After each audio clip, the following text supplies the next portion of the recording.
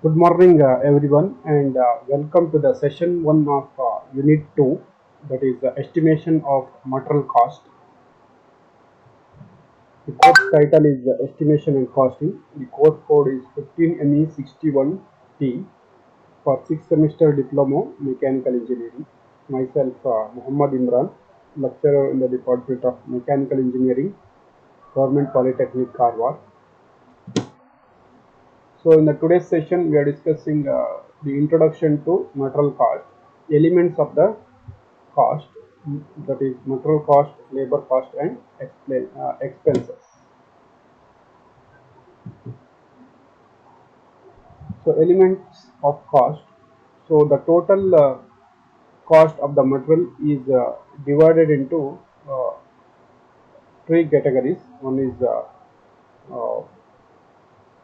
material cost, second one is labor cost, that one is third one is expenses. So again, this material cost is subdivided into direct material cost and indirect material cost. Similarly, the expenses is divided into direct expenses and overhead expenses or indirect expenses. The overhead and indirect expenses all are same. The labor cost again is divided into direct labor cost and indirect labor cost. Let us discuss one by one. So material cost. What is material cost here? The cost of material cost consists of the cost of material which are used in the manufacture of the product.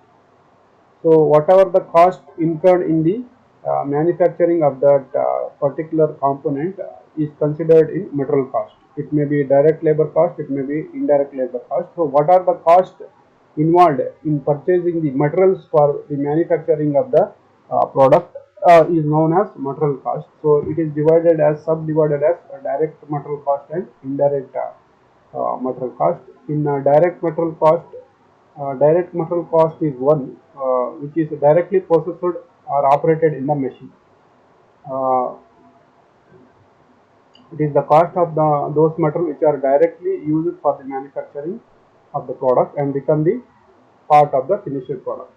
So the direct material is one which is directly processed on the machine or converted into raw material to the finished product. Directly, which for which component? For example, if you are making a piston, the piston material is aluminum or steel, cast iron, whatever we are using, that will become the direct material.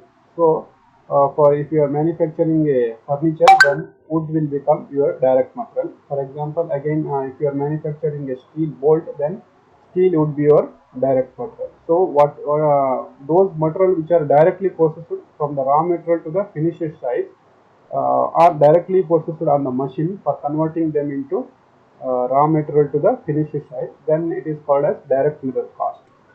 Following is the procedure to calculate the direct material cost. From the drawing given, make the list of the components required to make the final component. So if there is an assembly, so make a list that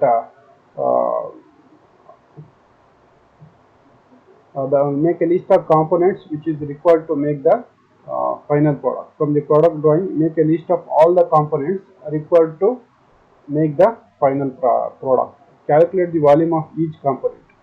So if the drawing, it is very simple. So if the drawing is given, you subdivide the that component into geometries. For example, if there is a shaft of taper turning and a parting operation, then and a normal turning operation, then that will be divided as cylinders, that will be divided as cone, and again it will be divided as cylinder. So like that you have to subdivide. From the drawing given, you have to subdivide the drawing into geometries, number of geometries. So next time you have to calculate the volume of the each component. Calculate the volume of each component by applying suitable mensuration, by applying suitable formulas for calculation of the particular geometry. If the cone is, we have different formula. If it is cylinder, then we have pi d square by 4 into L. If there is a cone, we have different formula. If it is a sphere, then we have different formula. So you must know all the formulas for calculating the volume of the each components. Uh,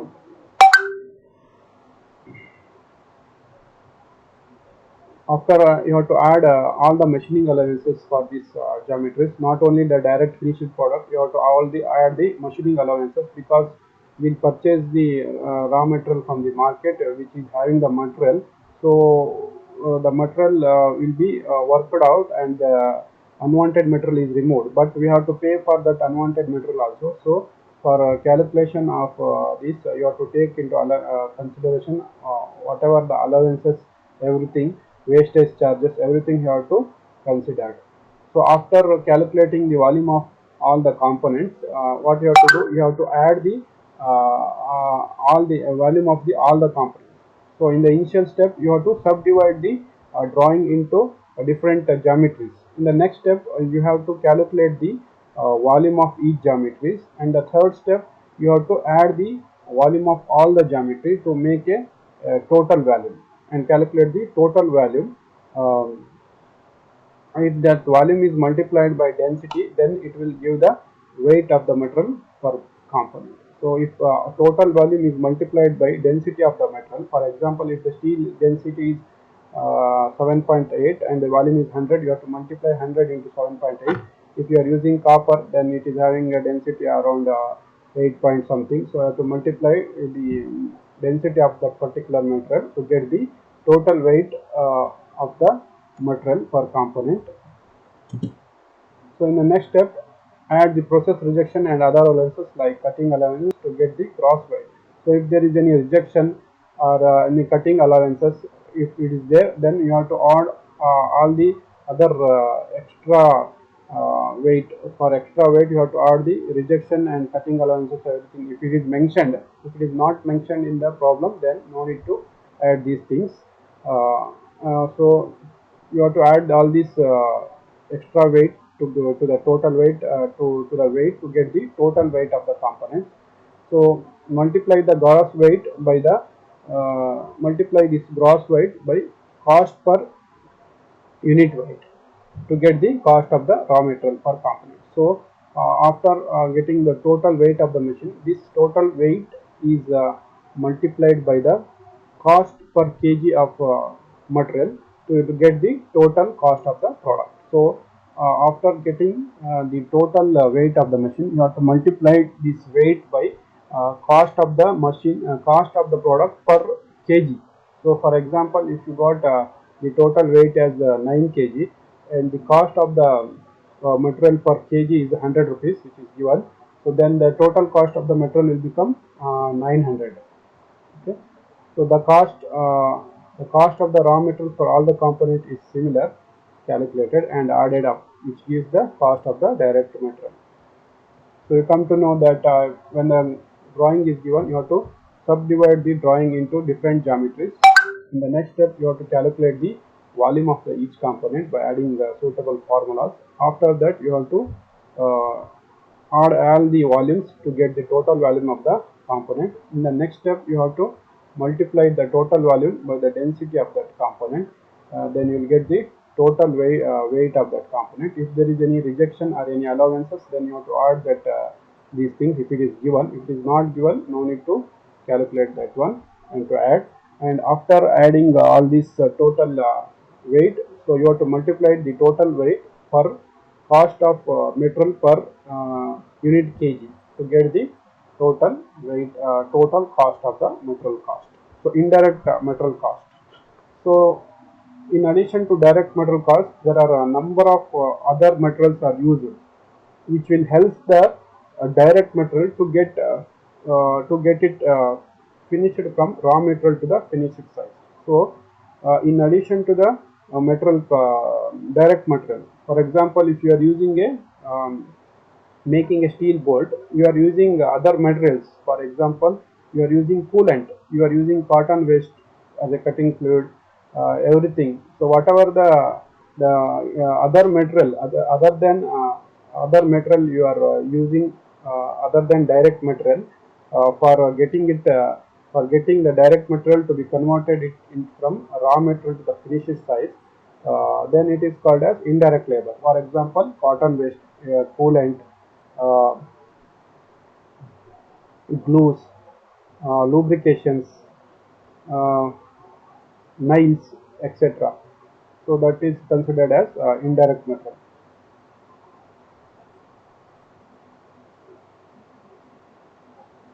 In addition to direct material, number of other materials are necessary to help the conversion of direct material into final shape. In some certain cases, direct materials like knives, screws, glues, putty, etc. are used in such small quantity that is not considered worthwhile to identify the chart them as a direct material. In such cases, the material is also charged as indirect material. So, indirect material are those which helps the direct material to get it converted it from raw material to the required final size. For example, I said cotton waste, maybe the cotton waste, maybe the coolant, maybe the lubricants, or maybe the grease, or maybe the oils are used for it, or maybe the diesel, petrol, whatever the extra things which are using for direct material to get it converted into final shape. Other than the direct material, whatever the material used for the production of that particular component, then it is called as uh, indirect materials. So next is the labor cost.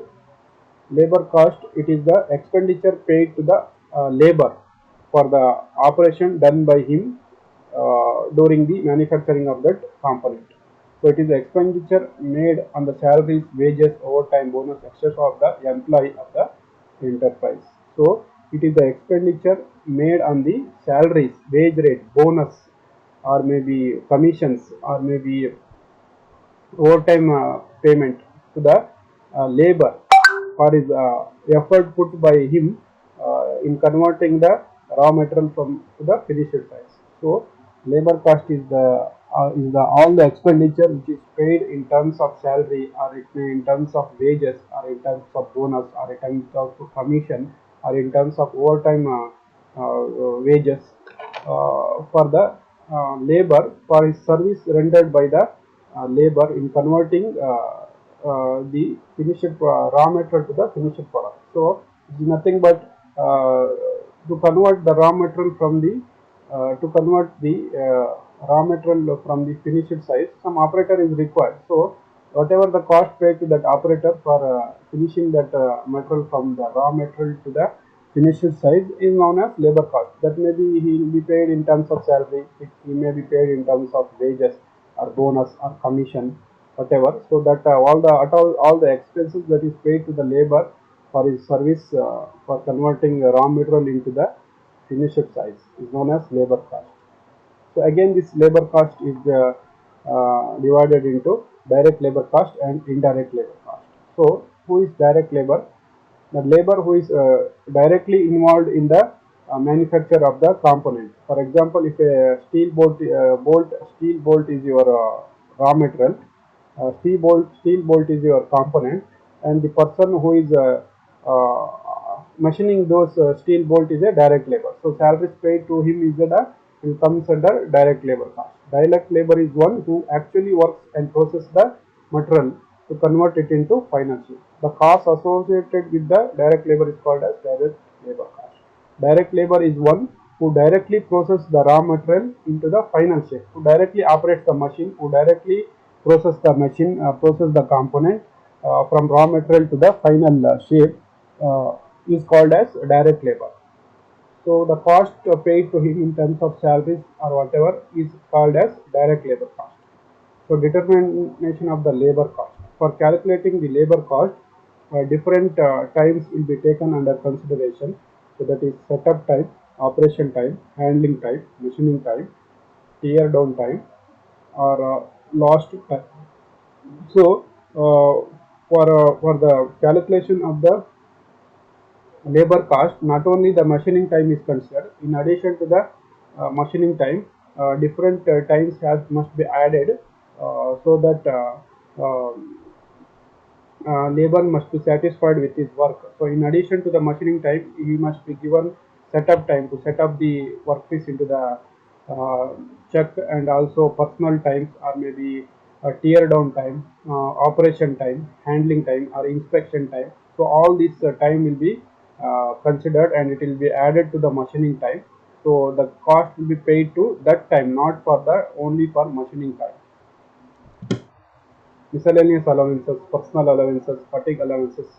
So these are you have to consider for giving the salaries for the direct labor, tool changing, checking allowances, oiling and clearing, filling coolant reservoirs, disposing of scrap, pulses, stocks, etc. So what is setup time here? So setup time is the time which is required to set the workpiece into the machine. So it may be centering of the machine, self-centering, or it may be by centering by um, dial gauge.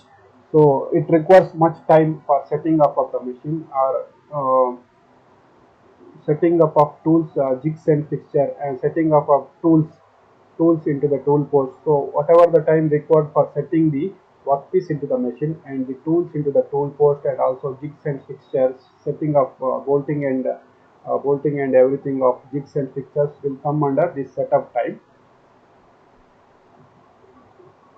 Machinery time, it is the actual machining time required for performing the actual operation. So it is the time elapsed in converting the finished product, connecting the raw material to the finished product.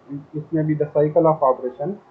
Um, is the time during each cycle of operation that is machine is working for, tools are cutting. So the total time elapsed in machining the particular component is known as machining time, except other all those allowances. Only total machining time is considered in machining time. Uh, Tear down time. So this time is nothing but the time gap between the finish of one component to the loading of second component to the machine. So the time elapsed between these two stages is known as tear down time. So tear down time means uh, time required to remove the tool from the machine and to clean the tools and machine after the last component of the batch has been machined. So nothing but whatever the time elapsed from changing the unloading the finished component from the machine to the loading of another new component into the machine. What is time elapsed? The time gap between these stages is known as tear down time. Why? Because after finishing of component, and if the component is heavy, it has to be removed from the chuck and it has to be settled somewhere. You have to keep somewhere else, and you have to carry the other workpiece which is somewhere else. You have to bring that workpiece to your machine, and you have to set up it, and you have to throw it to make a centering. So what in between this the time, the some time will be elapsed, or some time gap will be required. So this time will be called as tear down time, down or lost time. This is the unavoidable time lost by the operator due to breakdowns, waiting of the tools and material, etc. It is the unavoidable time that is lost because of breakdown or waiting for tools and materials. If the tools is worn out, so you have to bring the new tools. So the time elapsed between these things and everything is known as downtime, which cannot be avoided. So next is miscellaneous allowances. In that we have personal allowances, fatigue allowances. Personal allowance is to meet his personal needs such as nature call or taking cigar or taking coffee or drinking water. So fatigue allowances is uh, dropping the efficiency of the labor because of the working atmosphere, because of there is a no proper lighting or any the person operator is feeling not well, he's feeling fever, cold or something, or there is no proper lighting, whatever. So these reasons will come under fatigue allowance. Tool sharpening and changing allowances. So this is in this allowances, the time required for changing the tool for next operation or grinding operation. If the tool is worn out, you have to make the grinding of tool. So whatever the time elapsed will comes under these allowances. Next is checking allowances. So after the in between every time the operator needs to check the dimension of the components to maintain the accurate dimension. So every time after machining, he need to check the dimension of the component. So after finishing also, he has to check the proper dimensioning. So the time required for this checking the measuring the dimensions and everything is comes under checking allowances, oiling and cleaning. So after the completion of the job, so at the end of the time he has to make the proper maintenance of the machine. For that he has to make the oiling, and whatever the chip that is machined that will be collected below the machine has to dispose it off. You have to clean it and to dispose it off. So the time required for these things will be comes under oiling and cleaning allowances. Filling coolant reservoir. So if the coolant is over, then you have to fill the coolant for that reservoir. So time elapsed in that is considered as filling and coolant reservoir allowance, etc. So next is indirect labor cost. So we have studied earlier about direct labor cost. So direct labor is one who actually process the raw material to the finished side, who actually works on the machine.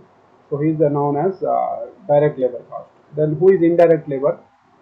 Indirect labor are those who helps the direct labor in converting them the raw material into the finished side. So the indirect labors are those they help direct labors to convert the raw material into finished side. So what who are the indirect labor then?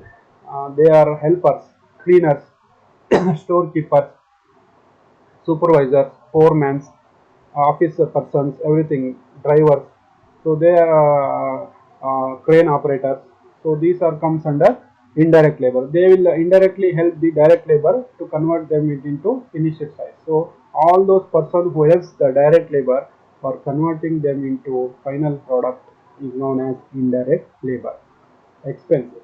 So expenses uh, apart from direct material and direct labor, some expenses are there which are comes under this constituents. What are those? Apart from material and labor cost in each factory, there are several other expenditure that will come, such as cost of special alloys, layouts, designs, etc. R&D, research and development, special tools, special fixtures, so particularly used for that operation, special jigs and fixtures, salaries and commission of salesmen, etc. So all these expenditure, advertisement costs, transportation costs, warehouse costs. So all this comes under expenses. So apart from direct labor cost and the direct material cost, there are several lot of expenses that will come in the manufacturing of any component. That may be the cost of tools, the cost of pattern, the cost of salaries paid to the supervisors, and the warehouse cost, or maybe transportation and distribution cost, selling person commission, and the rent paid to the factory, and depreciation of the factory. So all these comes under expenses. So again, these expenses is divided into direct expenses and indirect expenses. Again, what is that indirect and direct expenses? Then the first is the direct expense. So direct expense is one which is directly and particularly charged for that particular component. If the expenses which is particularly charged for that particular manufacture of that component, then it is called as direct expenses. Direct expenses, also known as chargeable expenses, include any expenditure other than direct material and direct labor incurred on specific cost unit. These are the expenses which can be charged directly to a particular job and are done for that specific job only. So what he is saying that direct expenses are those other than direct material and direct labor. If some expenses which is charged particularly and specifically for that component, then it is called as direct expenses. For example, the cost of the pattern. So the pattern is can be used for that particular component only. This pattern is cannot use for another other component. If the pattern means it is a replica of the casting. So that pattern is used for that product only. So that will come under direct expenses. And special tool. So for example, a drilling, it is a drilling operation. Then you have to purchase a new tool for drilling operation only. So we are making that drilling operation on that component only. So the expense of this is known as direct expense. So the cost of the tool is comes under direct expenses. Then jigs and fixture. So you know that a jig is particularly designed for a particular component. We cannot use it for other components. Particular jig is used for a particular component. Then the expenses of this is comes under direct expenses. And research and development. If you are making a research for a particular component, because we are making a research and development so that to decrease the cost of the product, making simplest changing of production method. So we are making research and development on a particular product. So that will be applicable for specific component because we have made a research for that product. We cannot use this research for other products. So the expenses incurred for that product as research and development is directly charged, and it comes under direct expenses. Then what is the indirect expenses? All other expenses other than direct material, direct labor and direct expenses will come under indirect expenses. Very simple definition. All other expenses other than direct labor, direct material and direct expenses will comes under indirect expenses. It is also known as overhead. Yeah, there are five types of mainly four types of indirect expenses. That is factory expenses, administrative expenses, lending expenses, and distribution expenses. Production as factory expenses. Here these are the expenses that is incurred in factory other than the salary of the direct labor. All the expenses incurred in the inside the factory is known as factory expenses. For example, the cost of the cotton, the cost of the coolant, the cost of the helper, the salaries of the helper, the salaries of the crane operator. So salaries of the supervisor, the salaries of the sales person, the salaries of the supervisor, and the depreciation of the building, factory building, the depreciation of the machineries, and the rent, telephone charges in the factory, etc. That will come whatever the charges that is incurred in the factory, except direct labor and direct material. All those expenses will come in factory expenses.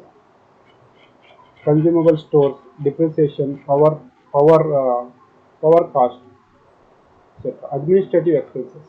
So these expenses include the expenses that are incurred in office or administration. For example, salaries of the office persons, the telephonic charges, and the printable charges. These are the persons who are not directly involved in the manufacturing of the product, but they are helping the indirect direct labor for getting his work done. So we have to pay them salary. So all these expenses that is incurred in the office. For example, office telephonic charges, office building charges, salary persons of the office persons, um, telephonic charges, printing charges, uh, modern equipment, traveling expenses for attending meetings. So all this will comes under administrative expenses. Next is selling expenses. So in the selling expenses, all those expenses which are used for promotion of the selling of the component, it comes under selling expenses. So that is maybe the commissioner to salesperson, showroom charges, and the salaries of the salesperson, and mainly advertisement. Advertisement is one of the main components of the selling. So advertisement expenses. So all these uh, uh, uh, expenses comes in the selling expense. Next is distribution expenses. So these are the expenses which are used. All the expenses that will be incurred from transporting the goods and from the warehouse to the customer. All the expenses that is incurred between these will becomes under distribution expenses. That may be the cost of expenses that incurred for stocking the finished product, and the transportation charges and the salaries of persons of the transportation. Everything will comes under um, distribution expenses. Finished stock storage, packing charges, loading and unloading charges, loading of material into the vehicle, unloading of the material into vehicle, expenses of transportation and vehicle, salaries of the dispatch clerks and labor. So this will comes under um, distribution expenses. So this will finish us the basic things of the second unit, the first session. Thanks for watching.